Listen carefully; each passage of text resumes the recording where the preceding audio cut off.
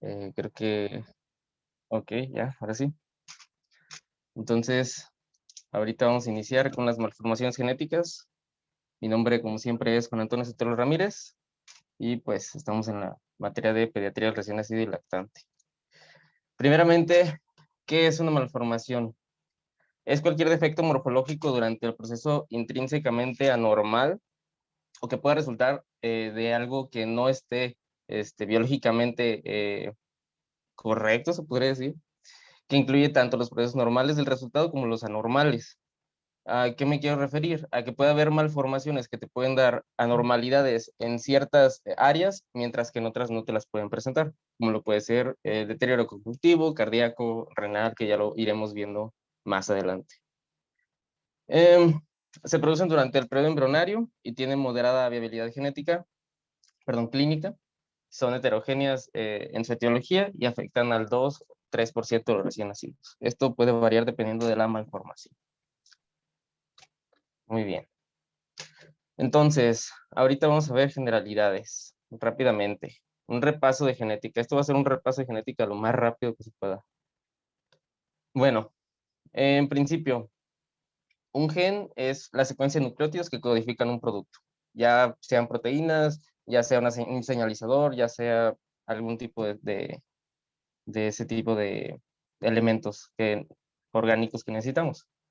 El locus es como tal la ubicación del gen dentro del cromosoma. El genoma como tal es la totalidad de los genes, que es lo que tenemos nosotros como seres humanos. Homocigoto, recordemos que es cuando es causado por una copia del gen, o sea, un cromosoma con un alelo idéntico, y esto nos va a dar como tal únicamente un par, ¿cómo se podría decirlo de una manera sencilla? Heterocigoto, por ejemplo, son los dos pares, que juntos van a formar una heterocigoticidad, o sea, que van a hacer que eso sea totalmente palmable, o sea, es natural que estén de ese modo. Cuando son mutaciones homocigóticas es que solamente lo causa una copia y heterocigóticas es que lo causan dos.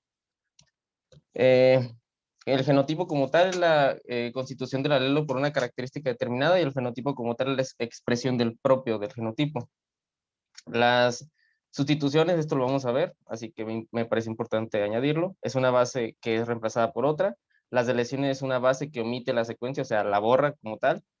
Las inserciones es que se agrega por accidente porque el sistema no lo previó o lo añadió en pro. Eso ya queda dependiendo de la malformación. Y la no disyunción, vamos a hablar mucho de ello, es la separación de los miembros de un par de cromosomas. O sea, porque le estoy poniendo del lado derecho. Pueden existir la no disyunción, o sea, ambos se quedan en el mismo lugar y otro óvulo o producto se queda sin nada. Esto es lo que pasa. ¿Ok? Esa sería una no disyunción. Necesito que esto les quede bien claro porque la mayoría de las patologías o de las malformaciones tienen este como base, la no disyunción. Y esto ocurre pues en la meiosis. Y por último, el mosaico, que son dos o más grupos de células de distinto genotipo que se entrelazan y pueden tener cortes, se puede sumar, se puede restar, pero al final del día quedan dispersos y son diferentes tipos de células. Por último, el síndrome que representa un patrón de anomalías múltiples consideradas como fisiopatológicamente relacionadas y no representan una secuencia. Esto puede ser patognomónico o no puede ser patognomónico. Por ejemplo, el síndrome de Cushing y la enfermedad de Cushing, por poner un ejemplo. Después las herencias, y rápidamente igual. Recordemos que existen las herencias mendelianas y las ligadas al X, ligadas a la Y, etcétera. Pero las más importantes que vamos a ver el día de hoy son las autosómicas, que son la dominante y la recesiva. Recordemos que cuando es la dominante, es que uno de los progenitores tiene el gen afectado, se puede decir, y pasa el gen mutado a la descendencia. 50% tiene probabilidad de padecerlo y 50% de portarlo únicamente. La recesiva es que ambos padres tienen el gen, pero uno puede ser sano, otros pueden no padecerla y otros únicamente pueden ser portadores, y de nuevo es que pues de la nada aparece ese tipo de mutación. Y la herencia ligada al X, pues como siempre, los varones son los más afectados, las mujeres menos. Eh, y como tal, pues el 25% de los hijos van a estar afectados, 25% van a ser portadores y 50% van a estar sanos. Y pues las que vamos a ver el día de hoy, las malformaciones, son las que son compatibles con la vida, porque como veremos, hay unas que no lo son. Primeramente tendremos al síndrome de Down, también llamado trisomía 21.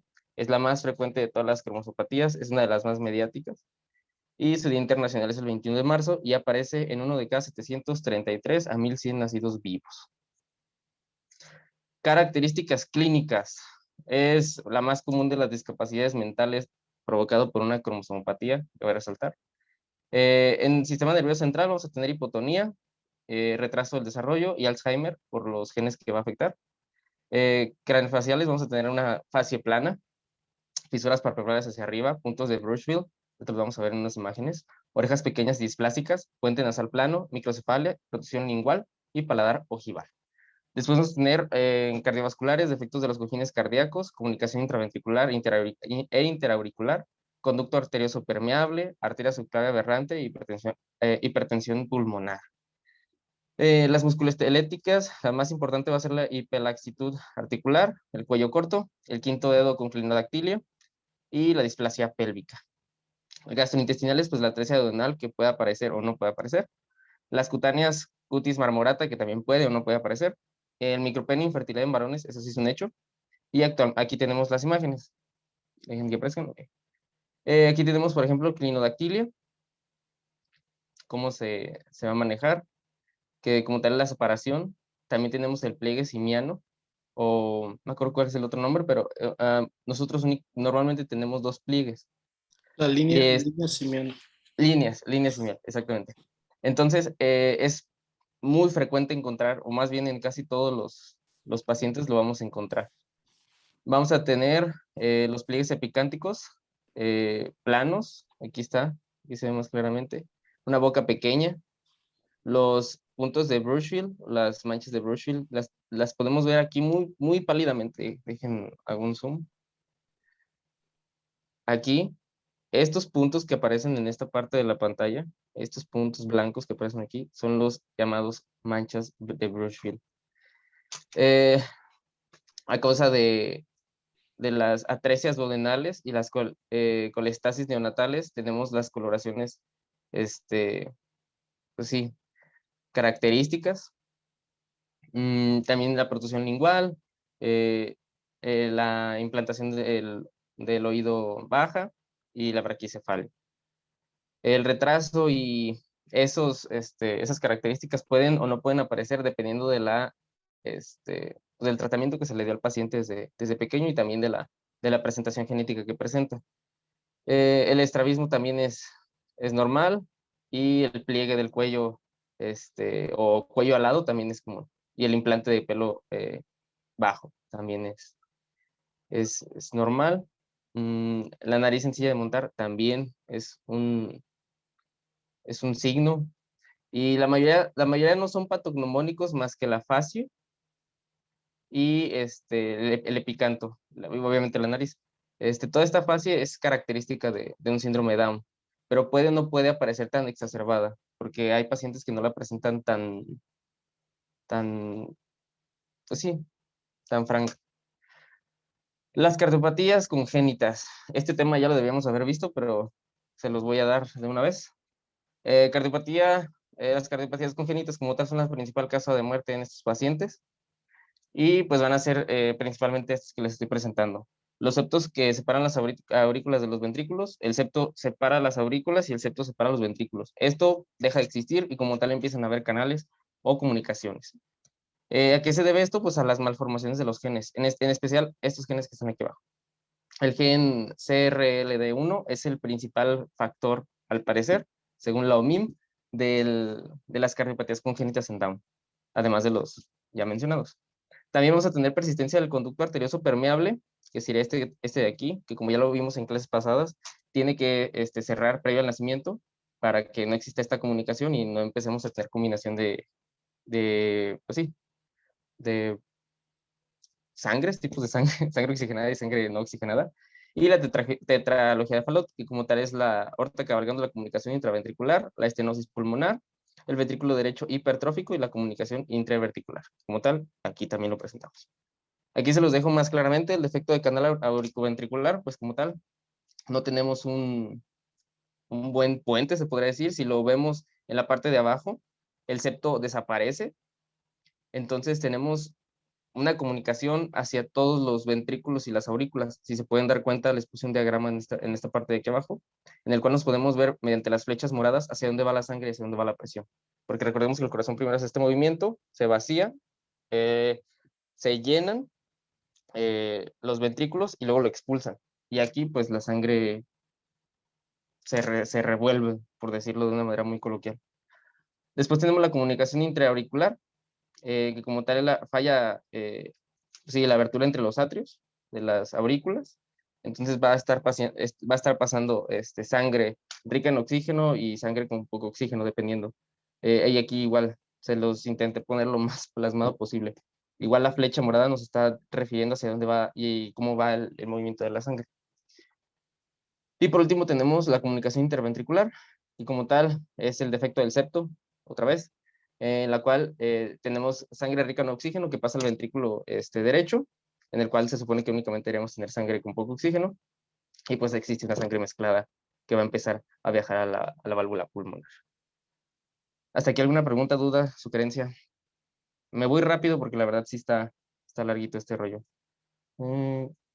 Solo recordar entonces que la mitad de los pacientes con síndrome de Down pueden ser cardiópatas y entonces ese es uno de los motivos por los que tienen que ser valorados por cardiología pediátrica y entonces pueden ser defectos de los tabiques, como bien explicó Juan Antonio, de los tabiques, de los cojinetes endocárdicos, FALOD o agenesia rama pulmonar y en México pues el conducto arterioso es una de las más frecuentes, sobre todo por la altura sobre el nivel del mar Y al mar, exacto. porque las estadísticas son mucho de la Ciudad de México, pero son como las cardiopatías más frecuentes. Adelante, Juan Antonio. Muy bien. Luego tenemos las características genéticas, que como tal, como ya les mencioné, la no disyunción aparece en el 94%, o sea, la trisomía, y normalmente es presigótica, o sea, aparece antes de la concepción. El mosaico es 2.4% de la población y es posigótica y está relacionada con la avanzada edad materna. Como tal, esta va a ser una constante en todas las patologías, la avanzada edad materna y paterna. Aquí les dejo los genes, son muchísimos, esos son los más importantes. Como ya les mencioné, pues el colágeno tiene que ver mucho con los defectos cardíacos y como estos pacientes tienen el cromosoma 21 es donde habita el gen APP, que recordemos que es el que evita que tengamos Alzheimer y pues al tener una sobreexpresión, pues tenemos una mayor probabilidad de padecer Alzheimer. Igual, una sobreexpresión de JAK2 tenemos un mayor riesgo de padecer leucemia linfoblástica aguda. Pero también es importante la atención con inmunología y pues obviamente con oncología. El diagnóstico, ¿cómo lo vamos a hacer? Mediante el fenotipo clínico y el genético, la trisomía 21. Pruebas de amniocentesis, de una biopsia coriónica o cordocentesis, dependiendo si tenemos una sospecha, el cribado en el segundo semestre, en el cual vamos a tener varias, pues sí, pruebas de tamizaje, como normalmente lo puede hacer el fetoproteína, y el grosor de la translucencia nucal. Por acá les dejo el, este, ¿cómo se llama? El cariotipo. Igual, ya lo hemos visto varias veces en genética, así que no voy a tener tanto en el cariotipo. Son 3 en el espacio del cromosoma 21. Atención y monitorización, la verdad es muchísimo lo que se abarca en este apartado. Como ya lo mencionó el doctor, cardiología es uno de los principales, pero recordemos que en todas estas el principio va a ser genética y pediatría. Sí, la especialidad de genética y pediatría son las que van a estar dirigiendo todas las atenciones de todos este, las malformaciones, por el hecho de que pues ellos, la genética pues es lo que estudia y el pediatra es el que evalúa la evolución. Y como tal, pues los criterios de control para los pacientes con síndrome de Down son la cardiopatía congénita, que siempre va a tener que ser evaluado por un cardiólogo pediátrico al nacer, y la edad adulta tiene que también estar siendo evaluado constantemente por las valvulopatías adquiridas. Como bien lo mencionó el doctor, el riesgo de 50% es franco, o sea, el 50% de nuestros pacientes van a padecer alguna cardiopatía a lo largo de su vida, si no es que desde el nacimiento. El estrabismo, cataratas y nistagmo, como ya les mencioné, tenemos que comprobar cada año o cada 6 meses la visión, y es muy probable que tengan errores de refracción, por lo cual van a necesitar lentes como tal, ayuda visual. También los hemos visto mucho. Hipoacusia también tiene que ser muy, muy bien evaluada por el hecho de la implantación baja. El 50-70% de las situaciones vamos a tener una otitis media serosa. O sea, siempre que les hable a partir de ahorita que existe sordera o existe algún problema auditivo, siempre piensen en que van a tener infecciones. Eso ya es de cajón. Eh, y pues los otros puntos me los voy a saltar ahorita, porque la verdad necesitamos avanzar. Pero como tal, los principales son la cardiopatía y también el apoyo fisioterapéutico que tengan. Porque entre más fisioterapeuta, pues sí, entre más contacto con el fisioterapeuta tengan y más con el cardiólogo, con el oftalmólogo, van a tener una mejor calidad de vida. Incluso, pues, hemos visto síndrome de Down en mosaico, que han logrado, por ejemplo, hay un caso que me parece terminó la facultad en Derecho, creo, no recuerdo. Pero aquí les digo las especialidades médicas que tienen que constantemente estar viendo al paciente. Y creo, Juan Antonio, que eso es de lo más importante esta diapositiva, porque afortunadamente, a diferencia de otros síndromes, el síndrome de Down es un síndrome que no es tan difícil de diagnosticar y muchas veces el fenotipo Down, pues creo que lo ubicamos bastante bien y no hay tanto problema para eso. Pero realmente, ¿qué es lo que importa? ¿A dónde voy a derivar el paciente? ¿Cuántos médicos interconsultantes lo tienen que ver? O sea, el manejo del niño con síndrome de Down debe de ser un manejo muy integral, porque si ustedes se fijan, esta diapositiva está buenísima porque me dice prácticamente todas las situaciones que yo le debo de investigar al paciente con Down.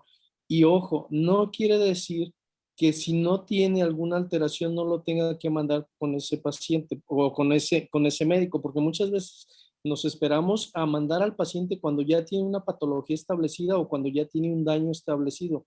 No, en este tipo de síndromes, nosotros si sabemos que lo tiene que ver gastro, lo tiene que ver cardio, endocrino, neuro, que puede ser hipotiroidismo, que puede tener alteraciones oftalmológicas, estos pacientes los tiene que ir viendo en el transcurso de su vida, incluso por descarte de enfermedades. Puede ser que tú lo mandes y te diga el endocrinólogo, sabes que no hay ningún problema con el tiroides, todo está perfecto, le vamos a hacer un seguimiento a lo mejor anual o bianual y después lo vamos a dar de alta, bueno, pero ya lo mandaste, lo valoraron y evaluaron y se descartaron situaciones. Igual puede pasar con pacientes que no tengan cardiopatía y tú lo das de alta y se le da el seguimiento, pero no se esperen a que el niño se ponga cianótico, morado, esté con hipertensión pulmonar. Ahora sí lo vamos a mandar con el cardiólogo. Entonces, esto es muy preventivo y realmente lo importante del niño con síndrome de Down es esta diapositiva. El diagnóstico probablemente lo pueda hacer cualquiera en cuanto ve un niño con síndrome de Down, pero lo importante es el seguimiento y la evaluación. ¿Quién lo tiene que ver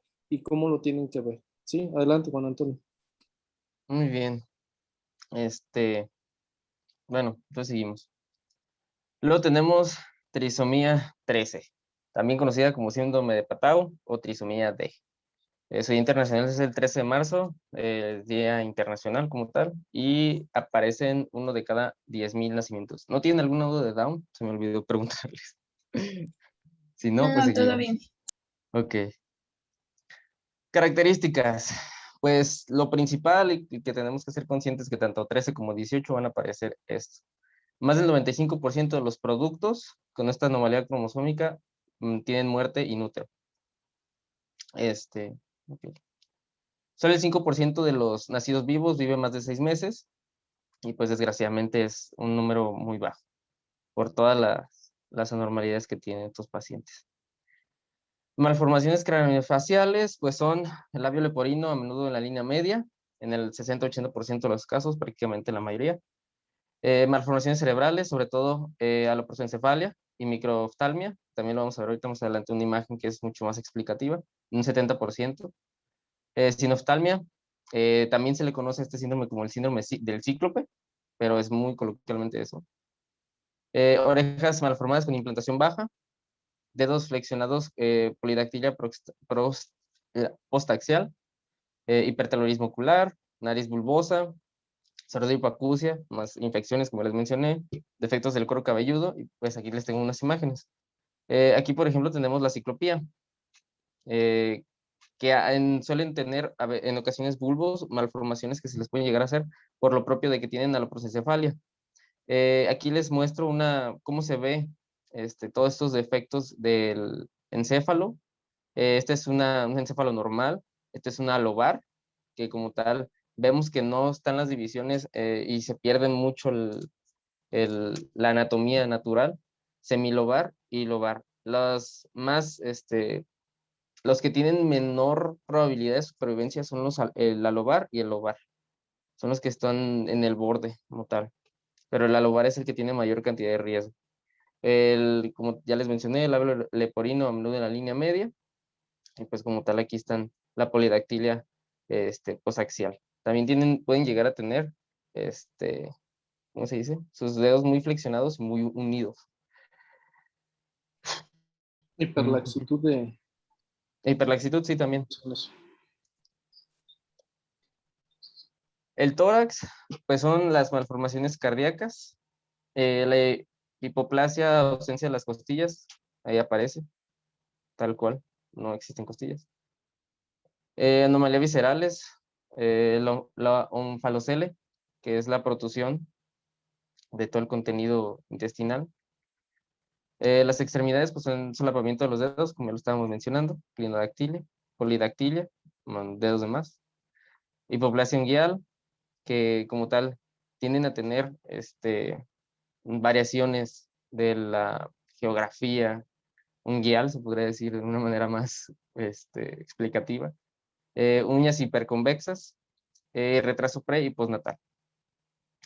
Como tal, vamos a tener también anomalías renales y genitales. Normalmente menos del 50% de los pacientes va a padecer guises renales, adronefrosis, riñón en herradura y doble sistema excretor. Y, ay, caray, upsi, me equivoqué, chicos. ¿Dónde estábamos? Aquí. Una disculpa. Me piqué un botón que no era. Y como tal, aquí tenemos un riñón de herradura. Y aquí tenemos que los varones van a padecer criptoquidia y útero bicornio en caso de las mujeres. Y pues como tal, las malformaciones cardíacas van a estar presentes en el 80% de los casos. Y si no fallecen en las primeras horas, sobreviven, lo más probable es que fallezcan por malformaciones cardíacas. Ya lo hemos mencionado, conducto arterioso persistente, comunicación interauricular y comunicación interventricular. Ya lo mencionamos en Down. Y también van a aparecer aquí. Genéticas, no disyuntivas, la gran mayoría. La trisomía libre o que aparece de novo, se puede decir, aparece en el 75% de los casos. La translocación en el 20% de los casos. Y el mosaico únicamente en el 5% de los casos. El mosaico, si quieren verlo como una regla, el mosaico es el que tiene mayor probabilidad de una sobrevida. Está asociado a la edad de la madre, como ya lo mencioné en la pasada, y la gravedad de la trisomía 13 en mosaico depende del tipo y la proporción de las células que tiene el cromosoma. Porque también hay variaciones en las que hay células que padecen o que no hay otras que no padecen la trisomía. Eso está curioso. El examen clínico y el cariotipo van a ser nuestros estándares para el diagnóstico. En el caso de que sea prenatal, pues ecografía fetal, pruebas prenatales de sangre materna, ADN libre, y pues tenemos aquí el cariotipo con aquí el cromosoma de más, y pues aquí tenemos la onfalocele y la polidactilia, y aquí tenemos una aloprosencefalia, lobar. No sé si recuerden que les dije que esa era la más riesgosa. Y seguimos con el manejo y la atención. Como tal, pues manejo quirúrgico, pero en realidad no mejora la supervivencia, se podría decir. Y si sobreviven más del año es porque tienen una mutación en mosaico, como ya les mencioné. ¿Qué servicios lo van a ver? Cardiología, oftalmología, nefrología, gastroenterología, neurología, fisiología y como siempre, genética y pediatría van a ser los que van a coordinar todo estos núcleos de atención. Como tal, ya les he mencionado el ducto arterioso persistente y las comunicaciones auriculares y ventriculares. Y aquí tenemos fases características de pata. El hipertelorismo, como ya les mencioné, aloprosencefalia. ¿Alguien que me quiera decir qué aloprosencefalia es esta? ¿Qué se le ocurre?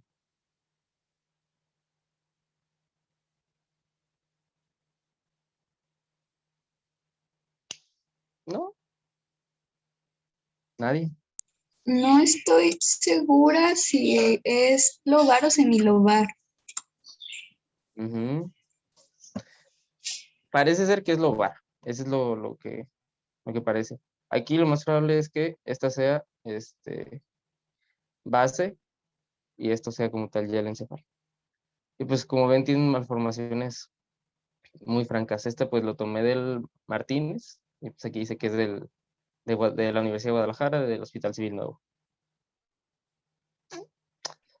No hay ninguna duda aquí.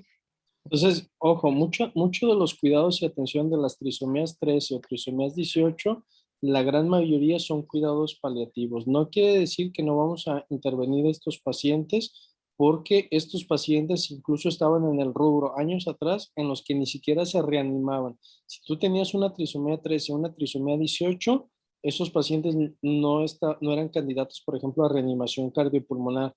Las cosas han cambiado y ahora se dice que tenemos que darles manejos de atención paliativos. Entonces, si por ejemplo yo tengo una comunicación interventricular grande, a lo mejor a este niño yo le puedo hacer un bandaje pulmonar. No le hago la cirugía correctiva, pero sí le hago una cirugía paliativa. Si por ejemplo este niño tiene una atresia pulmonar y yo necesito colocarle una fístula sistémico pulmonar, lo llevo a este. ¿Qué porcentaje nos habías dicho, Juan Antonio, que fallecen en el primer año de vida? Pues recuerdo que lo mencioné aquí. No, acá. El primer año de vida son Si te acuerdas, si te 95%. acuerdas. Prácticamente el No, primer año de vida hasta el 90%, entre 80 y 90% de los pacientes pueden fallecer en el primer año de vida. Entonces, ese es un gran problema para estos bebitos. Son muy pocos, como dijo Juan Antonio, los que sobreviven más de un año y cuando más alcanzan a llegar a veces a los 2 años de vida. Pero a los padres tienes que acompañarlos en todo este proceso. Y un punto importante es que el diagnóstico in útero ya se puede realizar, porque muchas veces antes estos pacientes llegaban al término y de repente nacían y te dabas cuenta que tenían una trisomía. Entonces, ya ahora que se hace el diagnóstico in útero, se les da también a los padres la posibilidad de si pueden llegar a un aborto electivo en este tipo de cromosomopatías. Ya depende también ya de los padres si deciden o se aceptan no llevar a término el embarazo, pero también ya es una opción que se les puede plantear también a los padres. Obviamente, pues tenemos que ser muy cuidadosos, tiene que haber un comité de ética y son pacientes, como dijo Juan Antonio, que necesitan manejo multidisciplinario. Y ojo, el que sean pacientes con muy mal pronóstico no quiere decir que los dejemos de lado o que no les demos manejos paliativos o atención. Sí, adelante, Juan Antonio. muy bien. Y pues sí, como lo menciona el doctor, no podemos dejarlos morir de la nada porque ahorita vamos a ver de por acá. Si se fijan, la trisomía 18, también conocido como síndrome de Edwards, es la segunda cromosomopatía más frecuente. Es uno de cada 6,000, 8,000 nacidos vivos. Su día internacional es el 18 de marzo y se ve afectado más en mujeres. Si tomamos lo que ya mencionábamos, pues también el 95% van a fallecer in útero. Y el detalle con ellos es que ellos únicamente tienen esperanza de vida de 4 días. Entonces, sea lo que sea, también tenemos que atenderlos a ellos. Clínica, pues como tal, las malformaciones craneoencefálicas van a ser el aspecto inmaduro, van a ser productos muy pequeños, de aspecto prematuro, aunque no lo sean, y figuras palpebrales juntas. Ese es un punto principal. Nariz estrecha y nariz nasales hipoplásicas, diámetro y frontal estrecho, aspecto faunesco por los pabellones auriculares, el occipucio prominente, la parte de atrás, micrognatia, labio leporino, microcefalia, y en tórax vamos a tener, como siempre, cardiopatías congénitas. Ya lo mencioné, conducto arterioso persistente, comunicación intraauricular y comunicación interventricular. Estos son factores que están constantemente en repetición en todas las trisomías y en la mayoría de las malformaciones. Hernias inguinales y abdominales, Esternón corto, pezones pequeños, y en las extremidades pues van a tener una abducción limitada de caderas, clinodactilia, solapamiento de los dedos, normalmente es el 3 y el 5 sobre el 4, puño cerrado. Ahorita vamos a ver más esta característica. Eh, Les mencionaba la sobreposición del segundo sobre el tercer dedo y cerrado. Así. Piel mecedora, que es un talón prominente en equinovaro. Tenemos piel redundante en nuca, los pabellones auriculares con el aspecto faunesco, dolicocefalia, que es el cierre alargado, las fisuras palpebrales cortas, micrognatia, una mandíbula muy pequeña. Y pues como tal, sería un aspecto, pero son productos muy pequeños. Se me hace que tengo una imagen más adelante que lo pueden ver un poquito más específico, pero se ven muy pequeños. También tiene malformaciones renales y pues los efectos cardíacos que ya les mencioné. La abducción de la cadera. Genéticos. La gran mayoría, el 80% es trisomía libre, o sea, que aparece de la nada, que es completo, se puede decir. El mosaico aparece el 10% de las ocasiones y puede llegar a presentar fenotipo leve. Y las translocaciones e inversiones también aparecen en el 10% de las ocasiones, pero son los que tienen peor pronóstico. Asociado a la edad materna avanzada, ya lo mencioné. Igual, no disyuntiva del lado materno, 95%, y no disyuntiva del lado paterno, 5%. Aquí les dejo el cariotipo, como tal, aquí tenemos la trisomía 18 muy franca. Como tal, es una trisomía libre, porque está, ahí se ve luego que es una trisomía. Cuando uno se quiere identificar una trisomía libre es porque está el cariotipo y todo el fenotipo muy expresado. Hallazgos clínicos y cariotipos, nuestro diagnóstico definitivo.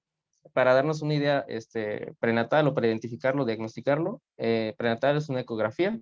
Vamos a ver el retraso en el crecimiento, retraso de crecimiento, las malformaciones que les mencioné, y quistes en el plexo coroideo.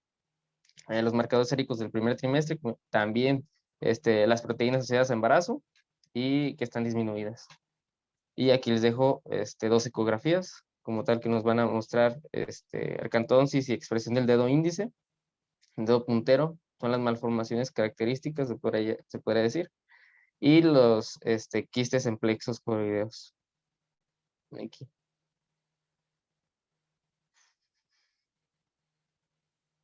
Manejo y atención. Tratamiento quirúrgico, ya lo mencioné en la pasada, como lo dice bien el doctor, aunque no tenga la mayor probabilidad de vida, tenemos que hacerlo, pero apenas puede mejorar el pronóstico, ya que, como ya les mencioné, únicamente los que superan el año de supervivencia es los que tienen la o genotipia en mosaico, o sea, que solamente unas células están afectadas. Y con quien nos vamos a referir siempre va a ser con el genetista y el pediatra, pero principalmente los va a derivar con el cardiólogo, con el nefrólogo. En este caso es muy común encontrar el riñón en herradura, gastroenterología, neurología por el retraso severo que padecen y fisioterapia por el tipo de marcha que pueden llegar a padecer. Aquí les dejo algunos de los característicos de los fenotipos de las manifestaciones características. Aquí no sé por qué aparecieron estos 2 puntitos, pero bueno, no importa. Y como tal les presento de nuevo la aparición. Si se pueden dar cuenta aquí, el producto es muy pequeño, el recién nacido es muy pequeño. Tiene sus extremidades retraídas, tiene la protusión de la cadera, y pues como ya les mencioné, también tienen las anormalidades cardíacas.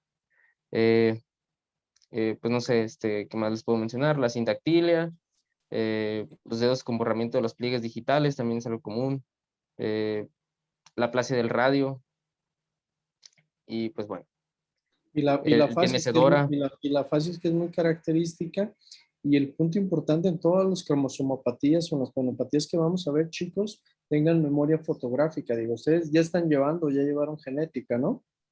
Sí, Sí, entonces, si ustedes recuerdan, es mucho de asociación de las imágenes que les está presentando, por ejemplo, ahorita Juan Antonio, con lo que ustedes van a ver en los pacientes. Y eso los va a llevar a sospechar y a lo mejor echar a andar sus herramientas diagnósticas para valorar una genopatía. Entonces, es bien importante que sean muy visuales en estas alteraciones que vamos a ver en el transcurso de esta plática, porque eso es lo que les va a ayudar mucho a orientarlos en posibilidades diagnósticas y en base a eso determinar pues a dónde vamos a mandar al paciente o qué especialistas son los que lo tenemos que ver.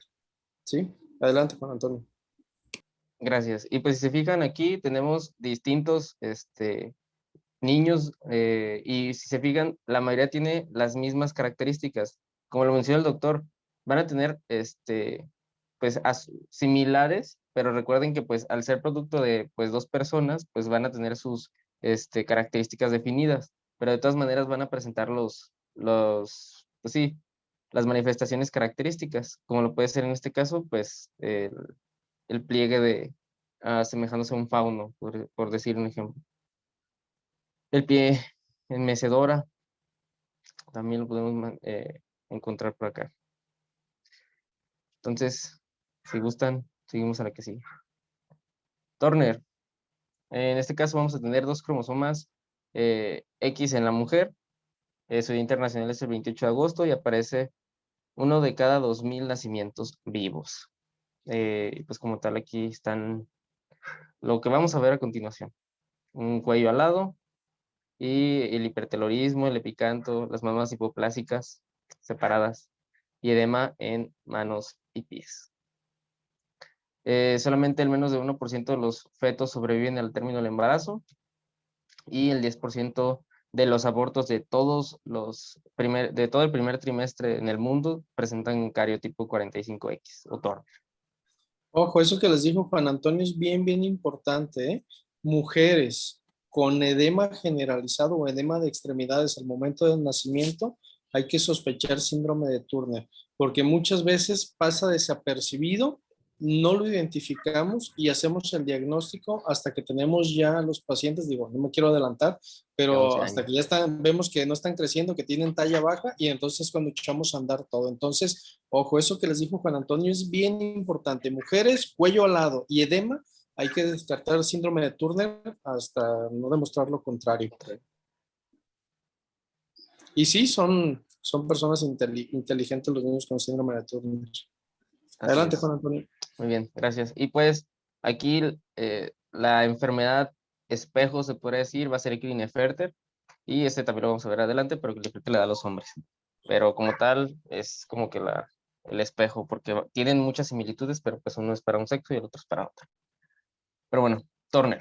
Características clínicas, como ya lo mencionó el doctor, talla baja, cuello alado, orejas prominentes y linfedemas en manos y pies. Tal cual, no le busquen más. Muchos pacientes pues, pueden presentar un fenotipo normal, se pueden ver como personas totalmente normales, pero mucho tiempo después van a empezar a padecer temas de infertilidad y otro tipo de temitas que vamos a ver más adelante, como las cardiopatías. Turner normalmente va a presentar mayormente cardiopatías en el lado izquierdo del corazón. Esto va a ser en un 40% de las presentaciones. Como tal, vamos a tener una válvula aórtica bicúspide, una coartación, estenosis aórtica y un prolapso de la válvula mitral. Me parece que puse imágenes. Anomalías renales en 60% de los casos, normalmente es riñón en herradura, disgenesia gonadal, amenorrea, ausencia de la pubertad, que tenemos que inducirla, discapacidad intelectual únicamente en un 6% de los casos. Si se fijan, no es tan común que padezcan una discapacidad intelectual. Cúbito valgo y de formación de Madelung, que ahorita lo vamos a ver en una imagen que está de este lado. Hipoplasia mesofacial, como tal, epicanto, lefarosis, orejas de implantación baja, rotadas y protuyentes, paladar ojival, cuello corto, ancho, implantación baja de pelo de la nuca. Ya lo vimos en la niña que teníamos en la parte de atrás, que tenía su pelito hasta acá, hasta el fondo. Y aquí también se puede ver que aún le sigue creciendo la parte de aquí abajo. En fin, aquí tenemos lo que podría ser la coartación. Déjenme mover esto porque no me deja ver. Ahí está. Bueno, aquí tenemos regurgitación mitral y aquí tenemos un prolapso mitral. El prolapso como tal es que se salga la válvula, bueno, los cierres de la válvula. Esto ya puede ser por un defecto de las cuerdas tendinosas o por un defecto de presión. Eso ya dependerá de la etiología.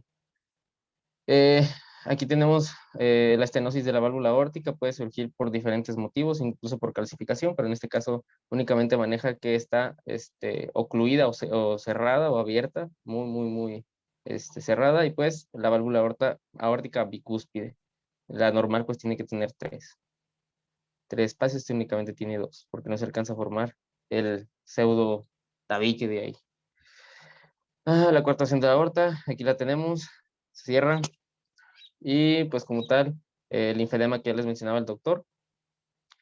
Este es el, ¿cómo se llama? El defecto de Madelung, que es una protusión de la muñeca, una deformidad pues típica del radio y del cúbito que se baja, está muy, muy curioso y se puede decir que es patognomónico de la enfermedad. Yo creo que hasta aquí no hay muchas dudas ni preguntas, así que saltaré a la que sigue. ¿Por qué no quieres cambiar?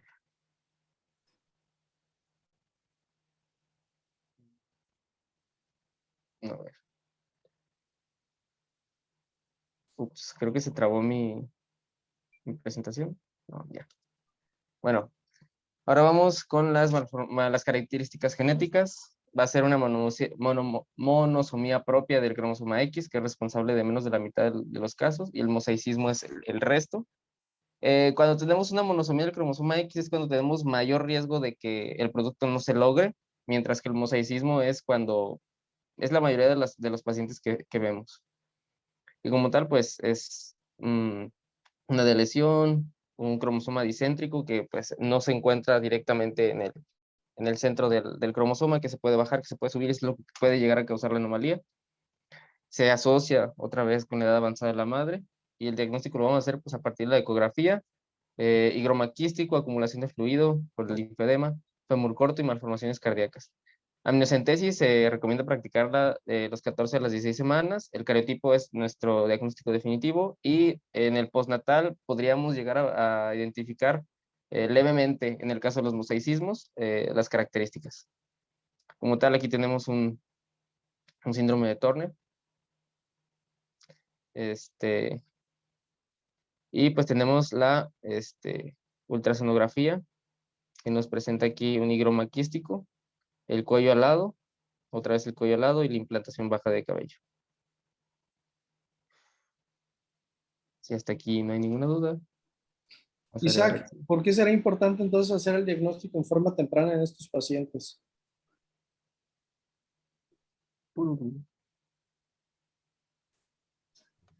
Para evitar complicaciones. ¿Qué tipo de complicaciones? ¿O por qué crees que es importante? No le digas, Juan Antonio. Más que nada hormonales, ¿no? Ajá, ¿y qué tiene que ver con eso? Expláyate. Recordar mis conocimientos de genética. Pues...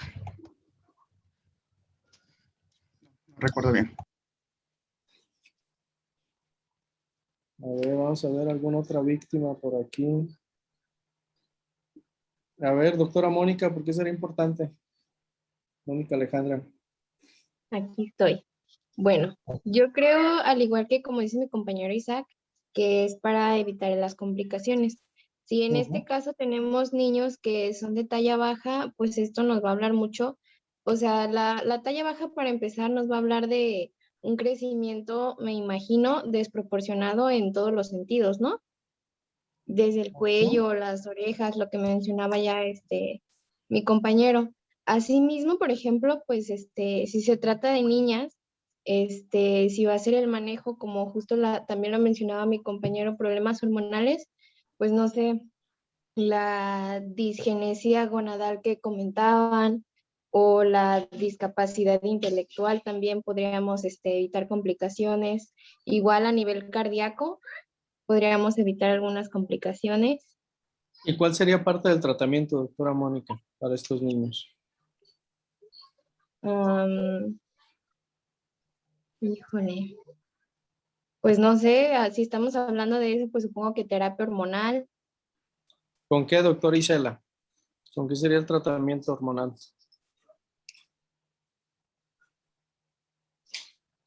¿El tratamiento hormonal con qué? La verdad no sé, solo sé que se tiene que ver en lo que es la pubertad y el crecimiento de estos niños. ¿Qué les damos, Daniel Hidalgo?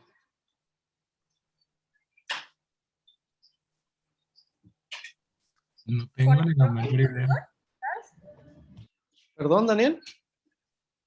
Ah, fui yo, Isela. Dije que con estrógenos quizás. Estrógenos. ¿Qué otra cosa, Daniel? Más que estrógenos. Sí, a mí también me habían soplado eso de estrógenos.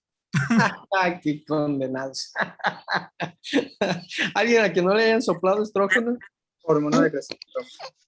Hormona del crecimiento. Entonces, es bien importante hacer el diagnóstico y captar estos pacientes. Como bien dijo Juan Antonio, muchas veces estos pacientes se dan cuenta en la pubertad cuando las niñas empiezan a quedarse con talla baja. Y muchas veces, como puede haber alteraciones no tan explícitas, no tener tantas alteraciones, pues son pacientes que van pasando a lo mejor por la vida sin que nadie les haga el diagnóstico.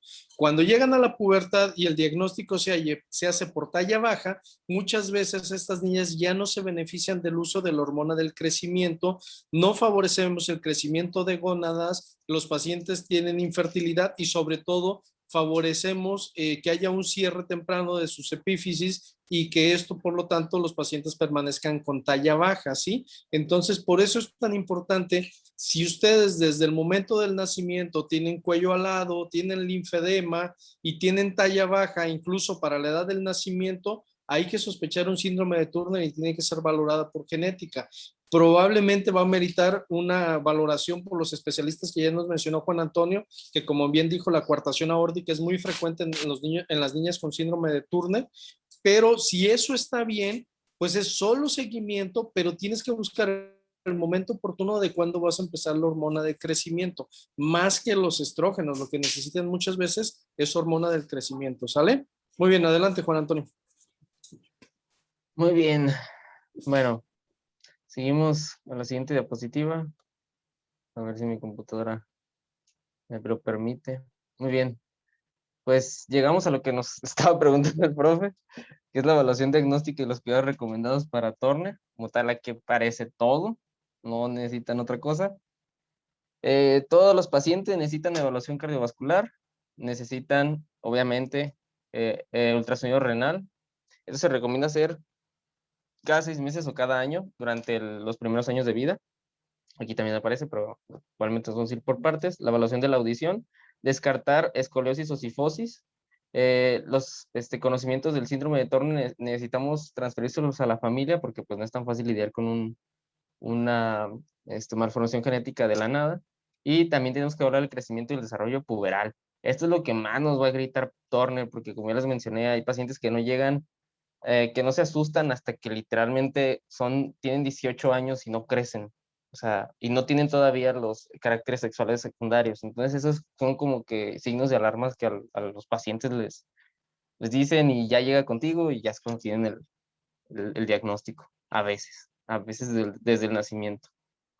Una edad de 0 a 4 años, pues vamos a descartar la luxación de cadera, vamos a buscar la resolución del linfedema antes de los 2 años, evaluar el crecimiento y, de ser necesario, tratar con hormona del crecimiento. También tenemos que tener una evaluación oftalmológica en mayores de 1 año, esto también cada 6 meses. La evaluación de 4 a 10 años, que es ya la edad preescolar, escolar, se podría decir. Tenemos que evaluar la función tiroidea anuales, porque estos pacientes pueden llegar a padecer hipo o hipertiroidismo, dependiendo. La enfermedad celíaca, otitis media, también tenemos que vigilar el peso porque ellos tienen un riesgo mayor a la obesidad. Y igualmente, si no existe o no, el paciente no puede seguir por sí mismo o no puede conseguir por sí mismo una pubertad normal, tenemos que inducirle con hormona del crecimiento. Igual, evaluación educativa y psicosocial, como ya lo mencionó Paula, pueden llegar a tener incluso inteligencia sobresaliente y tenemos que evaluar ortodoncia a mayores de 7 años. Ya mayores de 10 años tenemos que también hacer pruebas tiroideas anuales, enfermedad celíaca, una evaluación de la función ovárica y terapia de reemplazo de estrógenos de ser necesario en la pubertad. Lo repito, tienen ese problema. Y pues función hepática, glucosa, todo lo que podamos ver. Y densidad mineral ósea por propio de la tiroides. Eso también lo tenemos que tener mucho, muy en cuenta. Y bueno, déjenme ahí está, puntos clave. Talla baja, 20 centímetros menos del promedio, siempre, si no se les hace conocimiento, el seguimiento. Pero es muy normal que tengan talla muy baja. Retraso de caracteres sexuales secundarios, como ya lo mencioné. En ocasiones el diagnóstico se da por la detección del hipogonadismo y de la talla baja, como lo mencionó mi compañera Mónica.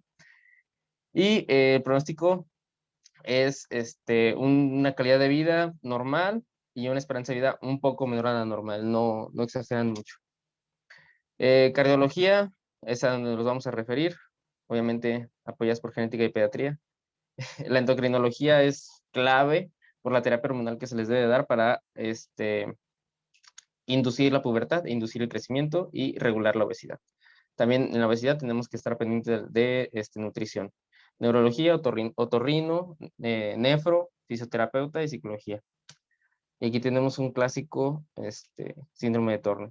Fíjense aquí, talla baja, otitis media recurrente, implantación baja de los pabellones auriculares, nervios hiperpigmentados, no confundir con otras patologías, el cuello corto y alado, la coartación aórtica, hipertelorismo mamario, la separación, que ya también lo vimos, disgenesia gonadal, la falla ovárica y linfedema de manos y pies que deberíamos estar controlando antes de los 2 años. Si hasta aquí no hay ninguna duda o pregunta o el doctor no quiere hacer alguna, seguimos a la siguiente. ¿Sale? Bueno, ahora vamos a cambiar a otra patología, pero creo que no aparece. ¿A ustedes ya les cambió la diapositiva o todavía no? Sí. Sí. ¿Sí? Ok, gracias. Después seguimos con el síndrome de George, también conocido como 22q11.2. Leerlo de la mejor manera sería cromosoma 22, brazo largo, banda 1, subbanda 1 y no, región 1, banda 1, subbanda 2. Esa sería la manera correcta de leer. También se le conoce como síndrome de George, velocardiofacial y síndrome CACH22, que son como tal anomalías cardíacas, anomalías faciales, ausencia de timo. Eso también en esta va a ser una atención directamente con el inmunólogo y anormalidad de la célula T. Vamos a tener anormalidades palatinas, hipocalcemia y pues el cromosoma involucrado va a ser el 22. El Día Internacional es el 22 de mayo y aparece en 1 de cada 4.5 a 10.000 nacimientos vivos. O 4.500 a 10.000 nacimientos vivos. Clínica, hipoplasia tímica, siempre, causada por una malformación del nacimiento en la tercera cuarta bolsa faríngea, lo cual nos va a provocar también cardiopatías de defecto aórtico derecho, cardiopatías congénitas y tetralogía de Fallot. Atresia esofágica, úvula bífida, hipoplasia mandibular, surco subnasal, hipertelorismo, pabellones auriculares de implantación baja, que aquí ya lo estamos viendo. La implantación baja de los pabellones auriculares, como tal. El hipertelorismo. Aquí en esta niña se puede presentar más, en estos niños, si se fijan, no tanto. En esta niña se puede presentar más y tenemos que empezar a ver qué tan variable puede llegar a ser el fenotipo. La hendidura palatina, el labio leporino se podría decir. La tetralogía de Fallot, que también ya vimos atrás. Anormalía palatina, 65% de los casos. Craniosynostosis, fase alargada, como lo podemos ver aquí con este niño, como lo podemos ver aquí con este otro, con este otro. Crisis hipocalcémicas, que nos va a dar como resultado del hipoparatiroidismo. Inmunodeficiencias, vamos a tener IgGs bajos y es normal que se nos contagien de que tengamos infecciones por hongos. Gastrointestinales, malrotación no ano perforado, problemas de audición como tal, o casi un igual con infecciones, y número bajo y alteración de la función de los linfocitos T. Estos niños van a tener una cantidad impresionante de problemas de inmunodeficiencia relacionados con linfocito T. Genéticas, microdeleciones de la secuencia del cromosoma ya mencionado, la mayoría van a ser de novo y en el caso del que no lo sean vamos a tener una presencia autosómica dominante. En este caso, pues el padre únicamente va a tener, el padre o la madre van a tener el gen, pero no lo van a manifestar hasta que no tienen a un hijo y pues es lo que sucede en este tipo de casos. La mayoría de los signos importantes es causada por la deleción del gen TBX1 que nos va a ayudar para el desarrollo de la cara, del corazón y del timo. Por ello es que pues, es muy importante este tipo de lesión. Hemicigotos para el gen COMT, que recordemos que era para la dopamina, y pues si no tenemos esto, pues tenemos que la dopamina no se puede liberar de tal manera o de la manera que se debería hacer. ¿Qué más? Aquí tenemos el cariotipo, cómo se ve y dónde dónde se realiza la lesión. Aquí podemos ver así muy a grandes rasgos la lesión que existe. Claramente pues no tenemos vista de halcón, pero es donde sucede la lesión normalmente. El diagnóstico, la apariencia dismórfica, hipocalcemia, que va a ser intermitente hasta el primer año de vida. Después del primer año de vida va a estar entre puede y no puede aparecer en los casos. Radiografía de tórax, vamos a tener que nos falta el timo, no lo vamos a encontrar. Y pues recordemos que en los niños el timo es importantísimo. Ya en los adultos se combina con la estructura cardíaca, pero en los niños tenemos que verlo. El cariotipo va a ser nuestro diagnóstico definitivo junto con las pruebas genéticas. También tenemos que hacer un diagnóstico en padres para ver si fue de novo o no fue de novo. Y la amniocentesis en el caso de los pacientes prenatales o sospecha prenatal por medio de un FISH. Y pues aquí tenemos la fase característica. Craneosinostosis, puente nasal alto y ancho, el filtrum corto, porque hay otras patologías que lo van a tener muy largo, pero en este caso es corto, comisuras labiales inclinadas hacia abajo y dientes muy pequeños, micrognatia, una cara alargada y una microcefalia como tal, y pues como tal las anomalías palatinas, el paladar hendido y el paladar hendido con el labio. Aquí tenemos la ausencia de timo, se supone que deberíamos ver una pequeña sombra por aquí, pero no aparece nada. Se supone que en esta parte deberíamos estar viendo una sombra también, pero no la vemos. Y en este TAC también tenemos ausencia de timo. No la observamos. Ay, santo. Eso es de acordarnos que el timo se presenta sobre todo entre el primer y segundo año de vida, es cuando tenemos el mayor desarrollo del timo, ¿no? Y es cuando nos va a ayudar para cubrirlo contra las infecciones. Entonces, fíjense bien cómo el mismo síndrome se llama síndrome velocardiofacial. Entonces, hay alteraciones en todas esas estructuras. Algunos pacientes, si nos ponen la diapositiva previa donde estaban todas las fotos de los niños, Juan Antonio, si Claro, ustedes sí. se fijan, puede ser muy variante e incluso no fácil de diagnosticar porque algunos pacientes los podemos llegar a ver y nosotros decir, se parece al papá, no, y el papá ya está grande y se ve bien y todo está normal, como en esta, ¿no? O sea, tú lo ves y a lo mejor dices, pues así se ve la familia o tiene ciertos rasgos fenotípicos y no hay ningún problema. Pero si ustedes empiezan a evaluarlo o hacer el escrutinio en forma cefalocaudal y empiezan a detectar pequeñas alteraciones, y aparte ven niños que tienen alteraciones en el calcio, tienen alteraciones a nivel inmunológico, tienen alteraciones a nivel cardiológico, entonces ahí es donde se va sumando y muchos pacientes de estos los derivan, porque por ejemplo, si ustedes ven el primer niño de la camisita roja, pues no me digan que sospechan un síndrome velocardiofacial o un síndrome de DiGeorge. O sea, ese niño puede pasar por normal, pero los comórbidos o las alteraciones que se van presentando es lo que a final de cuentas nos va a llevar al diagnóstico. Entonces, sean ustedes muy metódicos a la hora de revisar los pacientes y sobre todo a la hora de ir integrando alteraciones para que entonces puede ser que ustedes no lleguen al nombre del síndrome, pero sí hagan un diagnóstico sindromático probable, que eso es bien importante. Adelante, Juan Antonio. Muy bien, y pues como lo dice el doctor, muy bien dicho claramente, estos niños los identificamos con la patología, ya que los niños están presentando todas las inmunodeficiencias y los problemas que trae la enfermedad, no necesariamente tanto por la fisiología, por eso el cariotipo es lo que nosotros necesitamos como médicos para entender el diagnóstico. Y pues la ausencia de timo pues es el punto clave. Tratamiento sintomático. La mayoría de estas malformaciones son sintomáticas. La vigilancia hasta los menores de 6 años, porque recordemos que hasta los 6 años es cuando el sistema inmune es cuando ya explota, cuando ya se puede defender el niño, antes se considera inmunodeprimido. Suplemento de calcio y calciferol, siempre.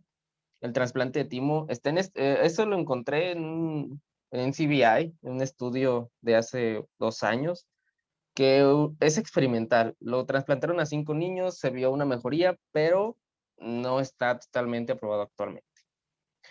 Especialidades, pues como tal, ya lo mencionó el doctor, cardiología para estar haciendo constantemente el ecocardiograma y en el caso de que requieran cirugía por las malformaciones que padecen, hacerlo.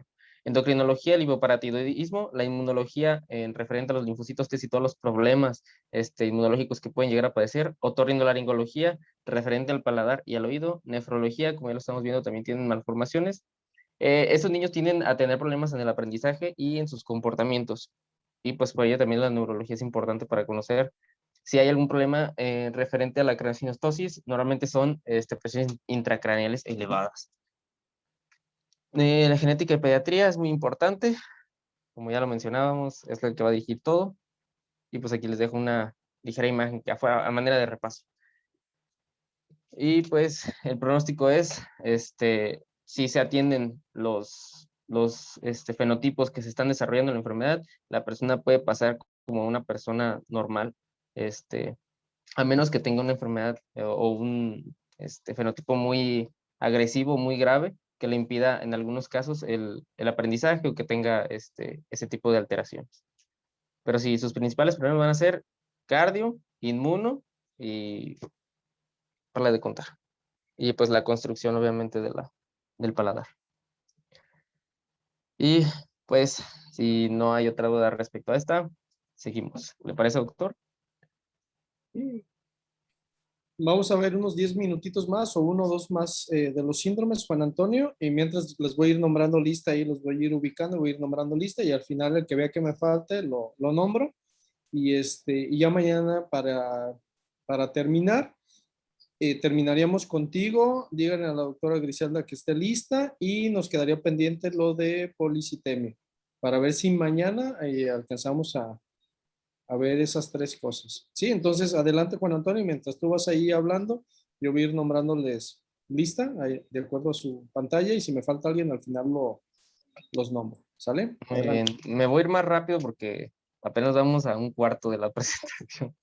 Vas bien, o sea, esto no lo van a volver a ver en toda su vida y es importante que este tipo de síndromes los ubiquen, los conozcan, se lleven una idea clara, Juan Antonio, o sea, no hay prisa en cuanto a eso.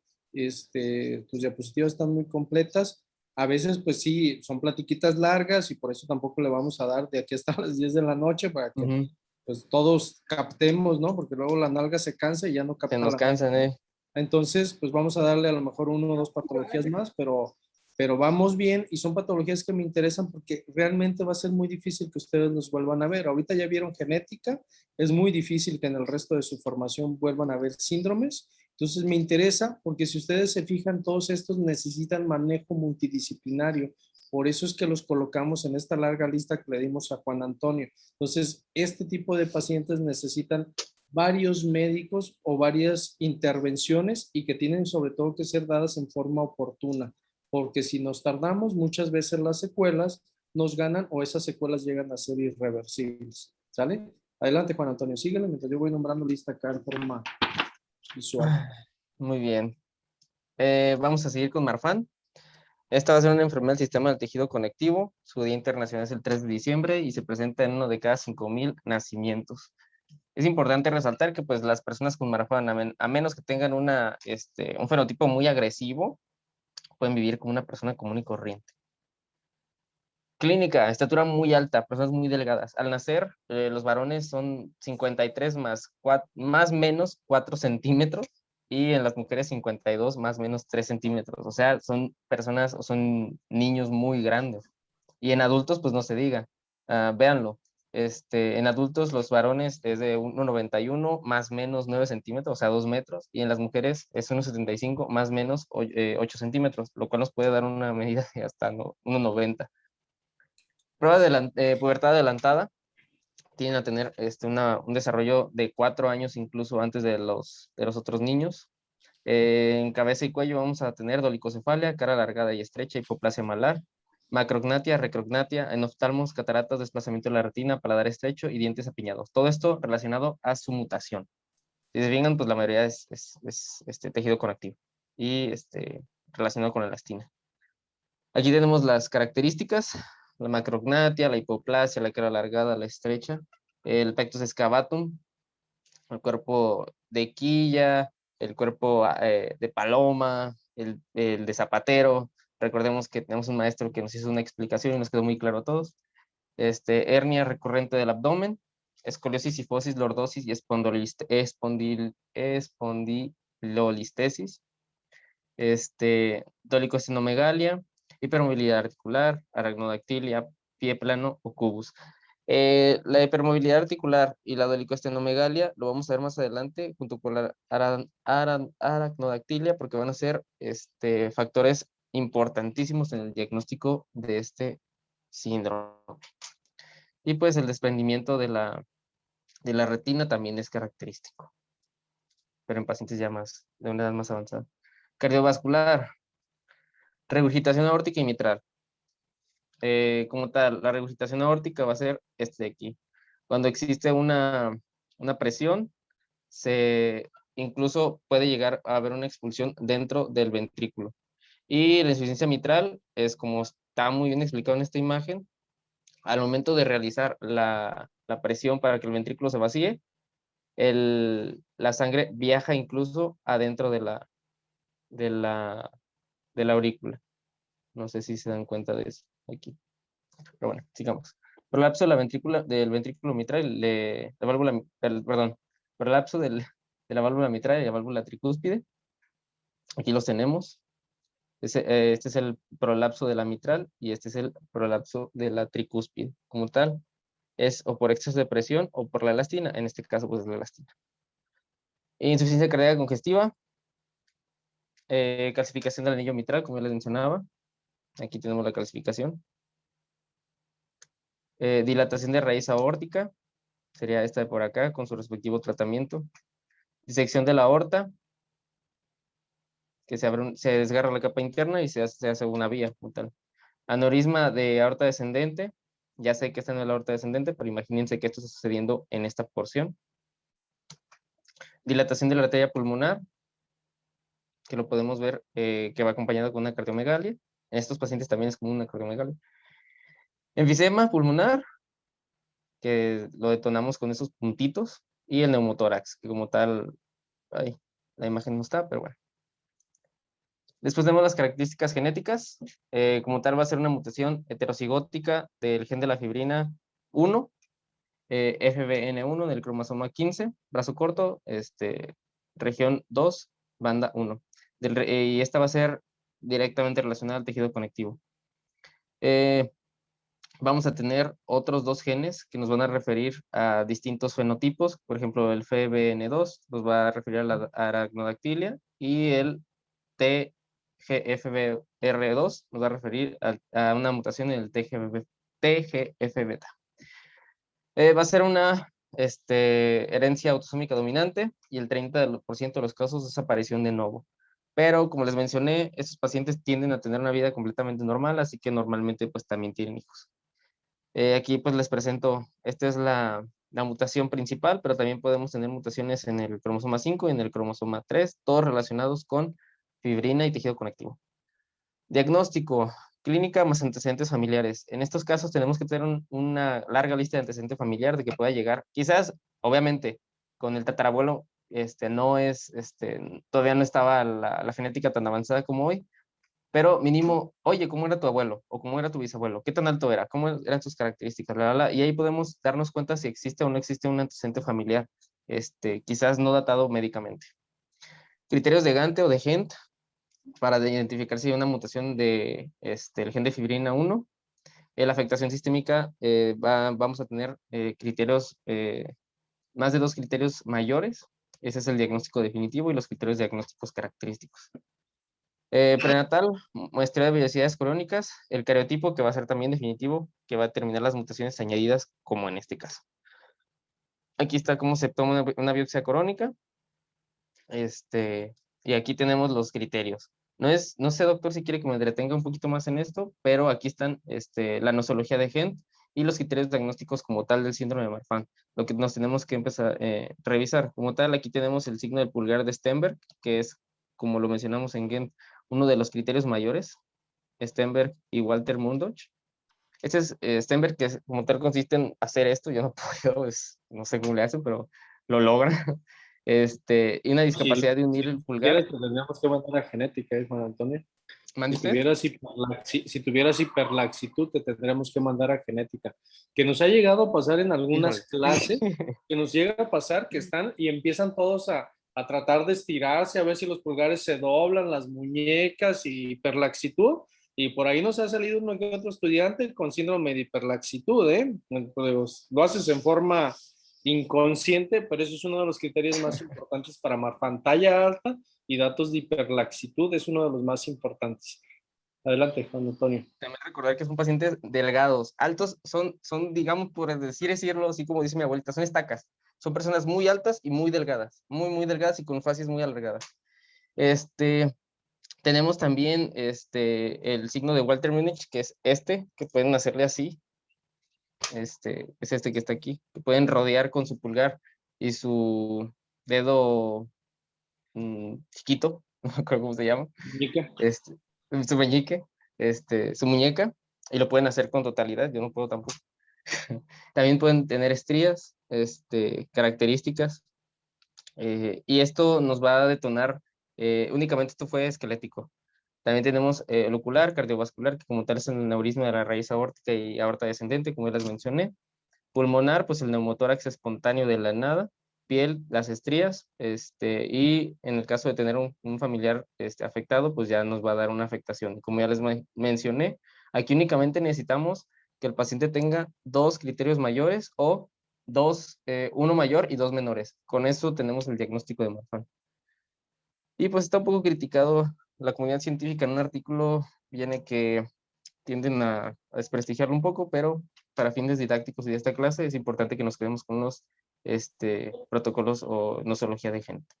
Así que, sin más dilación, me voy a sentar. Sobre todo, hiperlaxitud, talla alta, luxación a veces de cristalino, eso es bien, bien importante. Cuando tú ves eso, de luxación, incluso el oftalmólogo muchas veces es el que hace el diagnóstico, y las alteraciones cardiovasculares, bueno, esas pueden ser frecuentes, pero sobre todo alteraciones a nivel de ortopedia o trauma, como lo dice el mismo Pectus, la escoliosis, son muy frecuentes en estos pacientes y muchas veces sufren más por eso, como luxación de las rodillas, por ejemplo, también pueden ser frecuentes, y a veces por esas alteraciones tan frecuentes a nivel de articulaciones o a nivel de ojos con la luxación del cristalino, es que buscan en la atención y entonces ya alguien por ahí se le prende el foquito y empieza a pensar que puede ser una genopatía, y es cuando ya no los empiezan a derivar. ¿Sí? Adelante, Juan Antonio. Bien. Atención y manejo. Tratamiento. Actualmente se considera el losartán como un método de tratamiento porque es un beta bloqueante del receptor tipo 1 de la angiotensina 2 y nos ayuda mucho en los problemas cardiovasculares porque estos pacientes lo que tienen un problema característico, se podría decir, es que son pacientes que a veces están corriendo, que ya tuvieron algún evento vascular, van corriendo tranquilamente en el parque y de repente tienen una disección aórtica y caen. Ese es un problema que leí que era muy característico en este tipo de síndrome ya en personas adultas. El embarazo es de alto riesgo y las especialidades donde los tenemos que mandar normalmente son cardiología, oftalmología, endodoncia, fisioterapia y ortopedia por los problemas que les mencioné y pues como tal dirigido por la genética y la pediatría. Pronóstico, todo depende de las afectaciones cardíacas, todo depende de qué tan afectada esté la aorta. Con el seguimiento regular pueden tener una esperanza de vida completamente normal y el 90% a lo largo de su vida, ya sea desde niños o hasta adultos mayores, van a tener un evento cardiovascular. Y pues aquí tenemos a ejemplos de personas adultas como Michael Phelps, que tienen Marfan y pues siguen vivos y es un deportista de alto rendimiento. Luego tenemos Williams. ¿Le sigo, profe, o aquí le dejo? Nos vamos a quedar aquí. Nada más me faltan 3 personas. Está la doctora Kenia. No la vi ni hace rato ni ahorita. No está, ¿verdad?